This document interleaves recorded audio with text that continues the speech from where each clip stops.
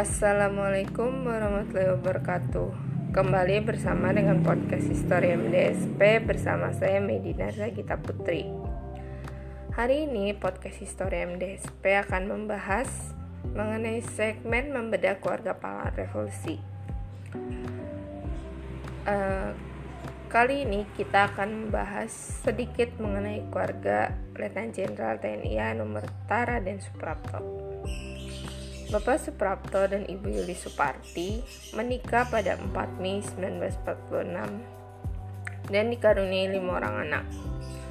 Ibu Ratna Purwati, Ibu Sri Lestari, Bapak Penjadi Setia Dharma, almarhum Bapak Asung Pambudi Budi Dharma, dan Bapak Arif Prihadi Aji Dharma. Selama 19 tahun menjadi pernikahan, beliau dan keluarga menjalani kehidupan sederhana. Keluarga beliau tinggal di Jalan Besuki nomor 17 Menteng, Jakarta Pusat. Beliau selalu mengajarkan kepada keluarga beliau mengenai kesederhanaan dan pentingnya mendekatkan diri kepada Tuhan. Seperti perkataan yang selalu beliau ucapkan, kita harus selalu percaya kepada Tuhan karena Tuhan itu adil adanya. Kalau kita memohon pertolongan kepadanya, tentu Tuhan akan memberikan pertolongan kepada kita semua.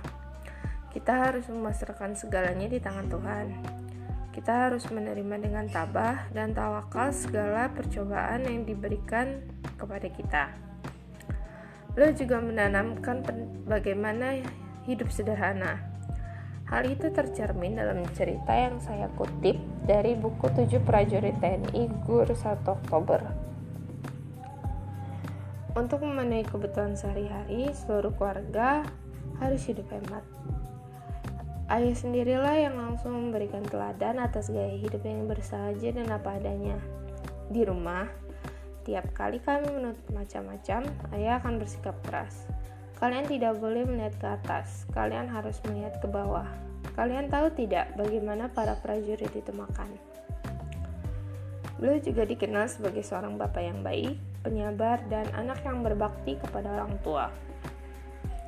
Beliau pernah menyempatkan diri untuk menginap di rumah orang tua beliau di Purwokerto untuk melepas rindu kepada orang tua beliau. Nah, menjelang wafatnya beliau seolah memberikan firasat. Pertama, saat beliau bersama putri sulung beliau melontarkan pertanyaan, "Kamu sedih tidak kalau Bapak meninggal dunia?" Namun, seolah firasat ini cepat sekali berlalu. Kedua, setiap pulang kerja, beliau selalu membawa buku baru.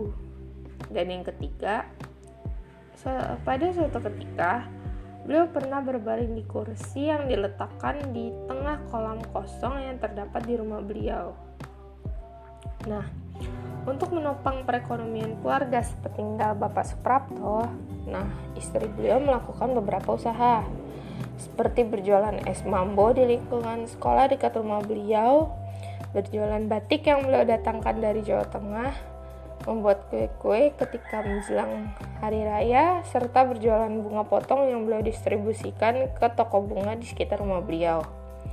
Sebenarnya beliau juga ingin membuka usaha konveksi, namun karena alasan kesehatan, akhirnya beliau tidak jadi. Hingga akhirnya beliau berhasil mengantarkan anak-anak beliau ke bangku perguruan tinggi. Nah, sekian cerita yang dapat saya sampaikan. Terima kasih sudah mendengarkan.